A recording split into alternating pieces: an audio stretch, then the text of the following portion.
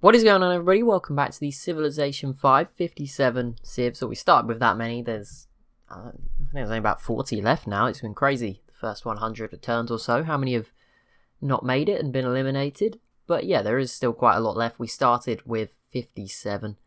And yeah, plenty of wars going on. It seems like quite a balanced world. Even the Civs that have, look like they're starting to run away with it a bit have slowed down. The Iroquois, most noticeably, Korea and Mongolia are also doing some weird sort of working together. I don't think they're quite confident enough. They're both sort of evenly matched, so I don't think they're quite ready to take each other on. So it's kind of a race to see who can eliminate the other neighbours and get stronger before they fight each other.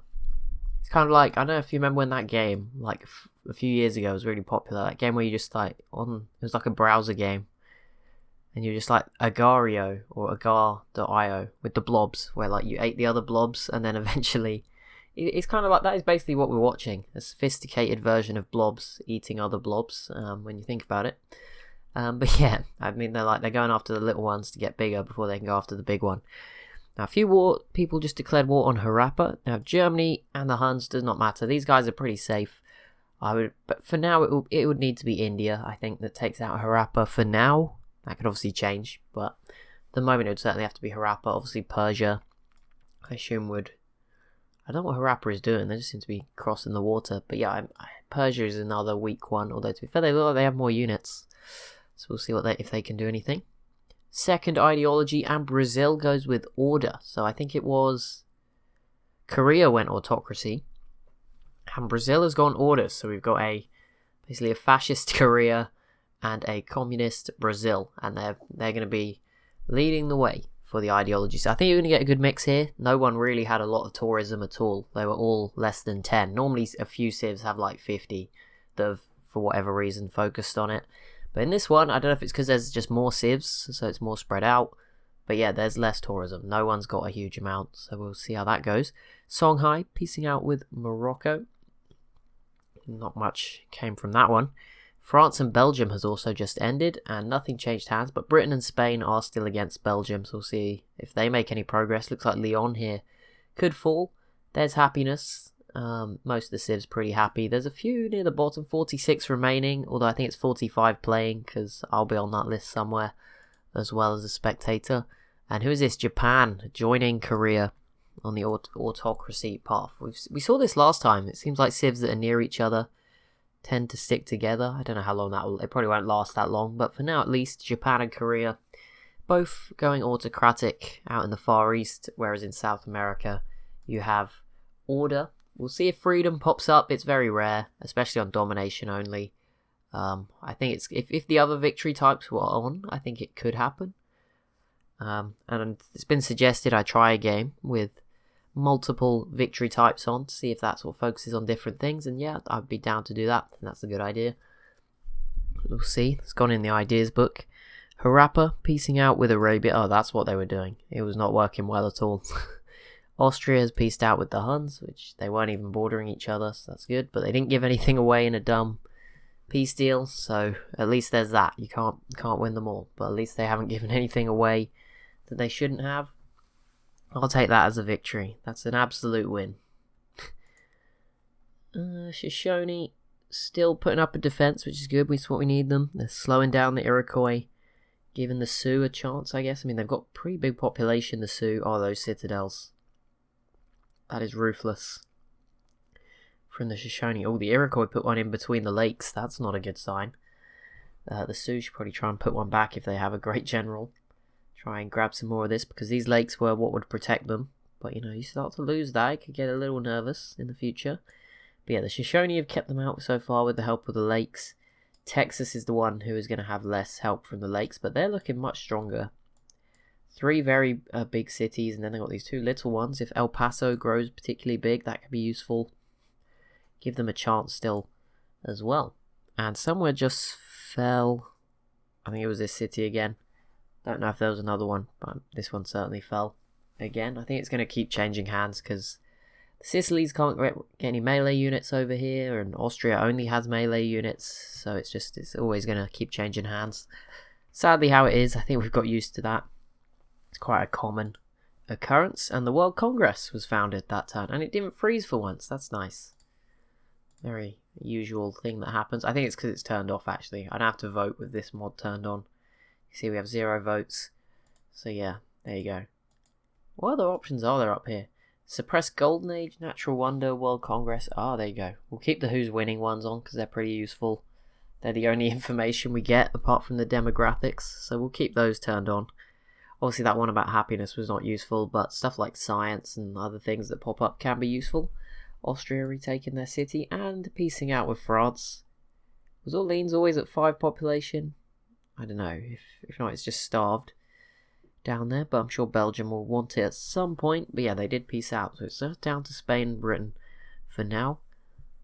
Mayans versus Carthage. That's a very crazy war. I guess everyone's probably just met each other through the World's Congress, so we're going to see some crazy alliances start to pop up.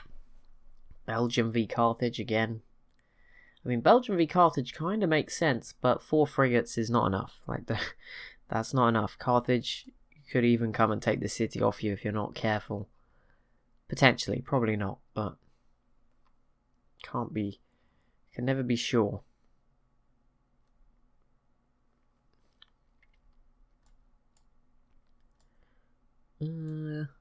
Congo versus India. Yeah, you're going to start to see some random wars between civs that probably shouldn't be at war, as they all can now talk to each other, interact more. Congo, though, versus India.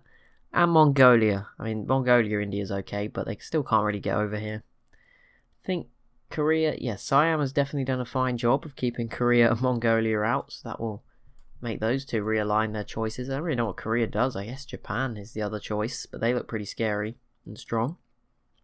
Not scary, but they look like they can defend themselves. I mean, at least Mongolia has like the Parthia option, and they actually look pretty strong up here. And the Huns struggling against Parthia at the moment. Haven't paid much attention to Attila, but he is pretty big. But he needs to do something. In fact, he's got a lot of big cities. 12, 12, 15, 17, 13, 17. Obviously, the Iroquois have more, but that's similar sort of numbers in like the core 5, 6 cities. Similar to what you can see here between this 12 down to New York here. All these are sort of 12 plus. Obviously, the Iroquois have all these too, and this one's 12 as well. So they're a little bit better off. But yeah, Attila, pretty similar sort of circumstances. Egypt, we're getting quite big up here. At least look very big with their borders. Versus Morocco. Shouldn't lead to too much. They're not really close to each other. And the Iroquois, the next civ to enter the industrial era. So I'm sure we'll see them probably getting their own ideology at some point in the future. Well, not their own, but for picking one. Which is always useful for civs. There are some Iroquois settlers heading out, I would assume, for the Caribbean. There's not much else, other spaces to go for. There was other settlers out here, like California had one that just sort of never arrived. I have no idea where it is now, but there was one. It's not at Hawaii. I don't know if that went to South America or something, or just died, but you can't see it anymore. But there is more and more units in the deep ocean. You can see the Corral, Indonesia, Samoa, California, Japan, Texas, Japan, Indonesia again. Persia's out here now, although that's the shallow water, but they've squeezed their way through. There's quite a few civs out here exploring the Pacific. They're all getting there tech-wise. The Atlantic as well. The Celts are now out here. The British. Brazil's up in the north. Spain's coming across with a settler as well. Probably going to beat the Iroquois to grabbing one of these islands. There's plenty of space. I think you probably get 3 settlers in what remains pretty comfortably. Anything else happen amongst all these? Everyone's denouncing each other now that they've met all these other civs. They're like, right, we must denounce everybody. Quick. France and Great Britain pieced out. Nothing again changing hands. So France survives for now. And Britain straight away going after the Danish with the help of Attila. I don't know if Attila's in a position to...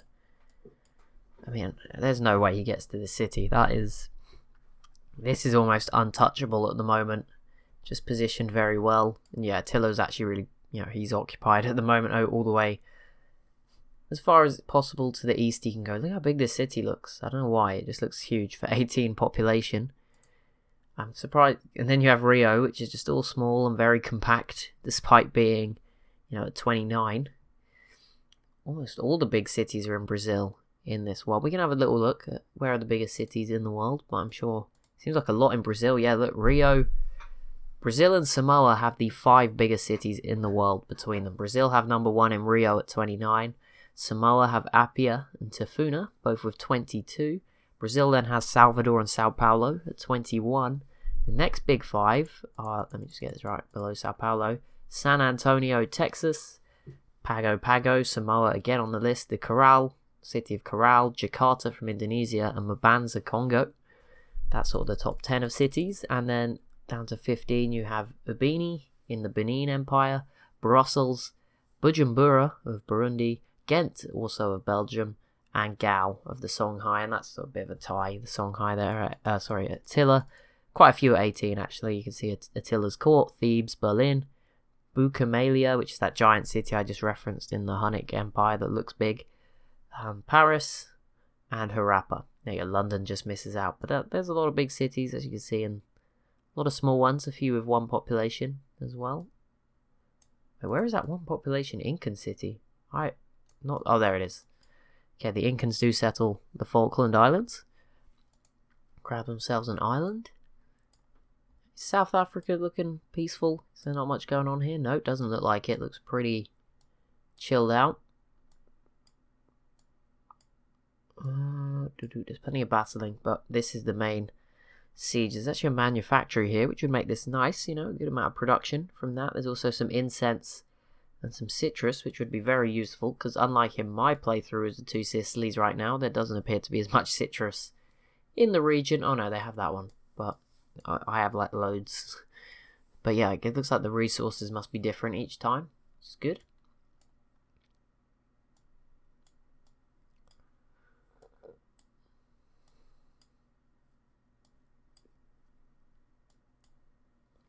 City, just build a courthouse, Japan. It's so annoying. Why isn't the AI just build a courthouse? It's worth it, okay? It's not like you've actually annexed it as well and still not built one. You didn't make it a puppet. You full on annexed it and still didn't. Beijing as well.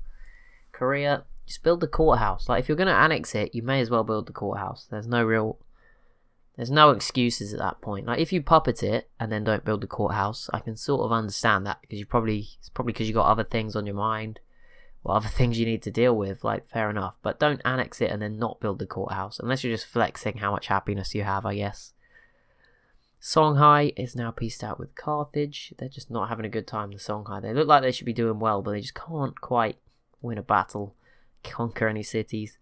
Indonesia complete the Red Fort, which can't remember which wonder it is. Is that the one that gives you the extra votes? That can always be very useful. And nothing else new. Burundi versus Austria, the conflict we've all been waiting for. Don't even know if Burundi have actually met Austria in the flesh or seen where Austria is, but there you go. Good old battle breaking out. It is turn 115. We're sort of well into like the medieval era at this point. Maybe even later. I mean, I know some civs are in the industrial era, but the units aren't really particularly industrial. You've got France sort of Renaissance with the musketeers. I guess musketmen for Germany as well. Yeah, mostly sort of Renaissance. Mongolia and Korea seem a little bit technically better off having Gatling guns. Well, Korea doesn't actually have any. Oh yeah, they do. Just not as many. The Iroquois, some of the big civs, probably a little bit further, sort of early industrial. Brazil in that sort of bracket as well. But, they don't look massively like industrial era. They're not quite. They're not modern yet. But they are getting there. Brazil certainly seems to be doing very well here in South America.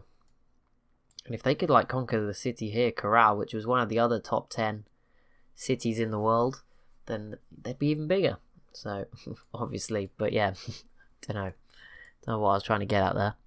So, yep, if they conquer this, they will be bigger. Parthia has pieced out with India and Siam. Nothing changing hands. I'm just checking the mini-map. You never know. You're never far from a dodgy peace deal. Austria will probably manage to peace out and get a city off the Sicilies, despite losing Graz here. Although it seems like that is permanent. It seems like they're holding it just mainly because there's no more melee units Korea completes the Brandenburg Gate, which is an autocracy wonder. I think you have to go autocracy. So yeah, they always had an advantage towards completing that, and that's helpful. And Parthia just lost their capital. That is a big blow. And the Huns, not even the biggest not really a big capital in the grand scheme of things, but there you go. Good victory for the Huns. Could open up more of Parthia going forward for them to keep conquering them. Spain versus Austria. Should be pretty... yeah, nothing's going to happen from that. They're too far away. And Brazil versus the Mayans. And Spain did settle the first island here that they got to. I don't know where the Iroquois will end up. They actually have 3 settlers now coming over. Brazil, I mean, they have the boats. I feel like they could put some pressure on Chichen Itza if they wanted, like, the Panama Canal or Tikal here on the coast. So we'll see. But it's going to be a while away if they travel all the way around. So I wouldn't get too hopes up just yet. I like how New Zealand is now one of the most populated and most densely populated regions in the world. I mean, well, I say that these islands are both, much more densely populated.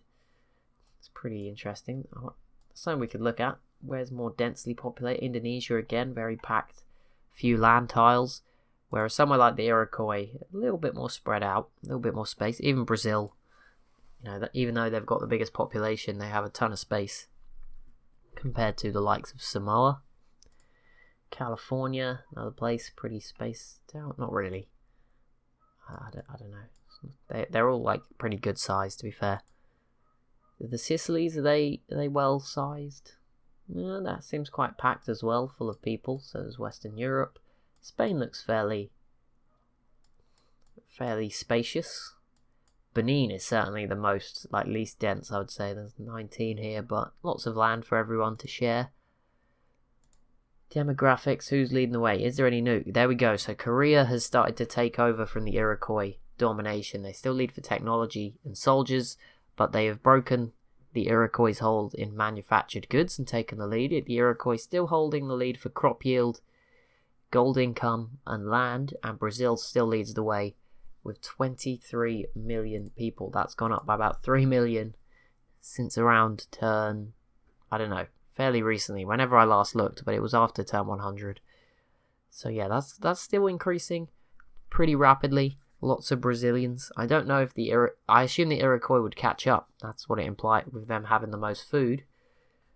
And obviously more cities. Eventually, I feel like they would catch up, because obviously it's going to get harder and harder for Rio and the other Brazilian cities to keep growing. They're going to need more food and not really have any sources. Whereas the Iroquois, the growth will be more spread out, but eventually they probably will end up with more people than Brazil. We'll see. And obviously Korea, certainly in the mix there as well. There's a big civ. Plenty of large cities here as well, or medium-sized at the very least. No, I wouldn't say any are large. I'd say 17. Let's say 18 at the moment is the cutoff to be a large city, and then 17 to 12 is like medium, and then maybe 11 and below is small for now. I don't know. Maybe that's harsh on 11 and 10. Maybe single digits is small. 1 to 9 is a small city, so like Orleans. 10 to 17 is medium, and then 18 plus is big, and 25 plus is massive. So Rio, you get your own special category for now. I'm sure Samoa in particular will have some cities on their way to joining you. 2 tiny islands with huge 44 across basically 4 tiles in total. South Africa completes the Sistine Chapel, and the Goths, the next civ to go after Denmark, which won't go too well for them. Sicily's making use of Constantinople being a canal city, just squeezing through, but not really helping them out too much. But at least they'll hold on to this. It's a small start, but it's something. Have a bit of a foothold in the Balkans in the future that can help you against Austria. Germany's borders actually really hurt the Sicilies, make it very difficult to get after Austria. Don't even know who the Sicilies should be trying to fight. Probably Carthage, but again they have plenty of units. So I don't know. And the Chinook, I think, Comley, I think that's the leader of the Chinook. So they just entered the industrial era. So that's pretty impressive for them.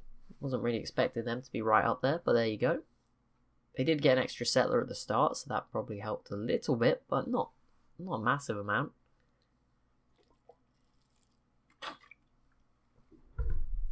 France has denounced Arabia.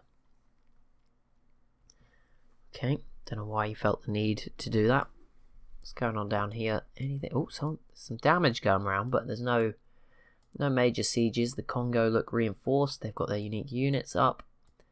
South Africa seem a little light on units, but they're okay at the moment. And Burundi also seems very spread out. These guys all look very content. They're all sort of medium-sized, ready to go. Ethiopia as well. Egypt. It feels like they're just sort of watching what's going on in West Africa, because the Songhai do seem to be falling a little bit behind. They need to like win at some point. Or Mali and Morocco as well. Just one of them. And Carthage. Like one or two of those four. Like if the Songhai, let's just imagine hypothetically, the Songhai like conquered Mali and Morocco conquered Carthage completely, then yeah, you'd have like loads of just medium-sized civs ready to battle it out in Africa. But at the moment, West Africa is certainly the weak link compared to say Burundi, Congo, Benin, South Africa. Benin probably would be, I mean they're not quite ready at the moment, but at some point, if maybe they had a teammate, maybe them with Mali. But yeah, Songhai have a lot of units. That's a bit harsh on them, maybe. But still, they need to do more if they want to win or do well. Well, not really. You guys can just vote. So, if you want, you can just make anyone win, to be honest, as long as they get in the top 10 for score. I mean, we can actually have a look at score. How do I? Here it is here. Let's just look for some of the standout ones. So, India already looks fairly high, actually, at 491. The Iroquois pretty high with 769. 437 there. Siam, Mongolia 517. Korea 686. Austria really low. And Carthage. Celts 443. Huns 626. Ethiopia 481. Brazil 535. Indonesia 409. Benin and the Sioux just sort of over 400. The Goths 472. Mali 409. Congo 423. Apparently we're at war with the Corral. Oh yeah, that was before I learned how to move civs without declaring war. Okay, there's a lot more here. 618 for Belgium. 504 for Burundi. So there you go. That's some of the biggest civs at the moment, or best civs. I will probably just take the top 10 on score and then let you vote on them. So that's just a heads up for how we'll decide a winner.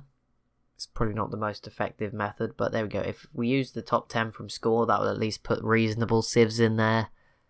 We won't see somebody random who doesn't deserve to even be up there winning just because people wanted them to win. It will be someone who's at least made it into the top 10 based on a wide range of categories. I know it is skewed a little bit by religion, but still. And Mongolia goes order, so going against Korea and Japan, their neighbours, and going order alongside Brazil. So communism will rule in Mongolia. There you go. And Burundi pieced out with Egypt. Not too much happening there.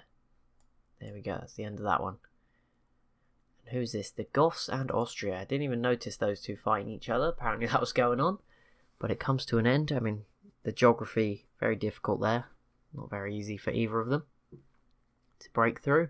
France and Spain has pieced out too. And France held on to everything despite all of that. So good job. Belgium also with a lot of big cities. I didn't even notice. 18, 19, 15 and 16. That's pretty good. I saw they were very high on score. They're in the top 5 on score just there. So they're certainly still contending in this game. If they could take out France, that would be amazing. It's going to take a long time. Like if they took out France, then that would probably be all they need to do for the rest of the game. Bearing in mind there's probably only about 80 turns of video left on video. Burundi piecing out with Benin. Again, the lakes proving too much for now at least. But yeah, time to regroup. Something, they need sometimes. Just take a little bit of a breather. Rebuild.